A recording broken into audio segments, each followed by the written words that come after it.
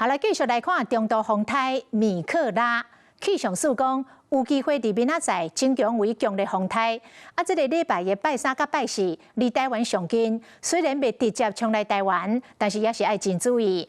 另外，花蓮萬里溪頂游有形成一窟新的崩山湖。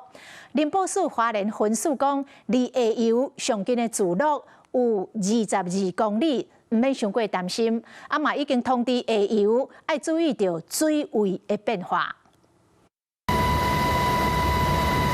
花蓮萬里溪頂游地層經過監測，發現新形成的崩山湖，甲較早馬大安溪崩塌的所在更較深山。花蓮分署表示，已經通知下游注意水位的變化。非常深山距離下游最近的聚落有22公里，不用過度擔心。新形成的崩山湖在萬里溪頂游，初稿面積超3公頃。風颱米克拉繼續增強，也等來挖進台灣。針對安全甲影響，各界唔敢大意。在明天的時候，有可能會增強為這個強烈颱風的一個部分。明後2天的話，它這個是有逐漸轉北的，有逐漸轉向，而且是有速度放慢的一個情形。一直到今日早起，各界對米克拉路徑的觀察判斷都差不多。